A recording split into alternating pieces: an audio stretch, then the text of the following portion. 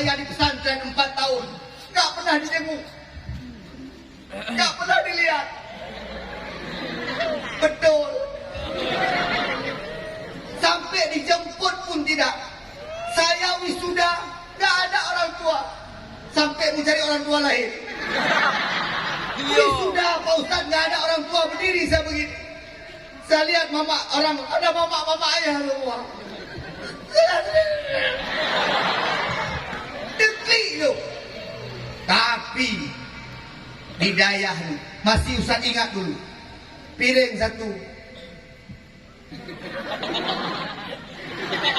Tahan nasi, tahan kerupuk, tahan tempe, tahan tahu. Deklik. Alhamdulillah, hari raya Idul Adha dapat daging sepotong. Tikrek saya kebi.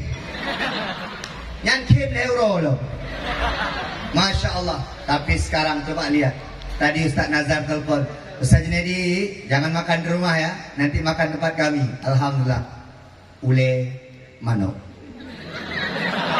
ule itik di depan Ustaz semua. Pak Nazar ada ini cok no.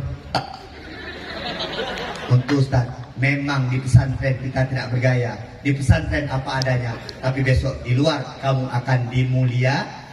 Hai, anak agam, berajin murno. Mafai. Beraya mafai.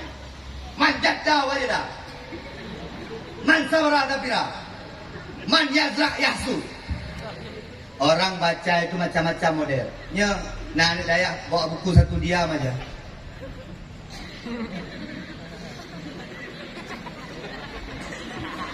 Pas ujian tak bisa. Ada anak Dayak suaranya kecil-kecil.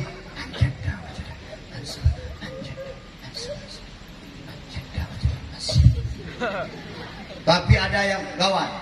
Manjat kau wajah dong, habis dulu kayak itu. Ustaz ingat, saya kalau belajar, mohon maaf Ustaz, saya kalau belajar nggak bisa rame-rame. Ustaz kalau belajar cari masjid, cari kelas, duduk, ini dinding, menghadap ke dinding. Jadi dinding langsung muka kayak dinding, langsung belajar, bisa. Ada kawan Ustaz belajar sambil main, loncat-loncat dia, tenggung orang, bisa dia.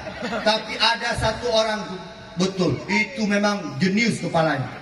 Mungkin di sini ada seperti itu. Gak pernah belajar, tapi selalu jadi juara umum.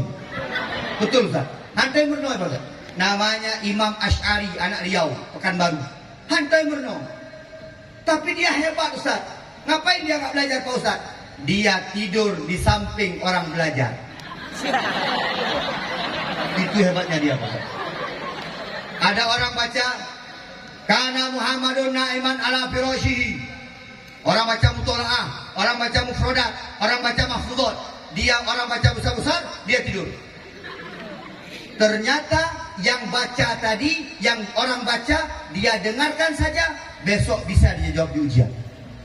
Itu hebatnya. Yang baca tadi nggak bisa jawab, yang dengarkan bisa jawab.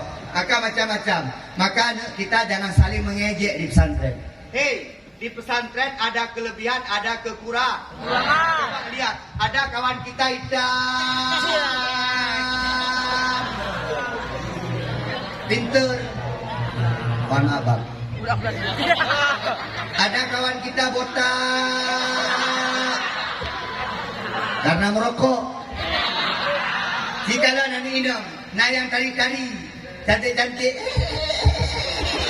yang bangai bro julok kawan.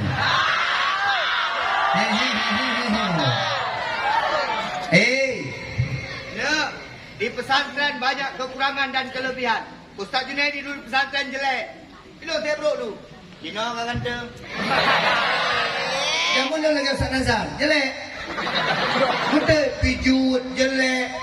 Sendal jarang pakai. Karena pakai sendal hilang selalu. Betul, hari pakai sendal besok udah hilang. Jelek, capek di pesantren. Jelek lah. Tapi kalau sudah keluar, baru luar biasa. Makanya di pesantren biar aja. Pak Daya hana pelai dari dah. Pak Daya hana pelai ganteng-ganteng dah. Pak Daya hana pelai cantik-cantik dah. Yang penting mau belajar, mau berusaha, insya Allah akan jadi orang dan insya Allah akan sukses di masa yang akan datang. Amin.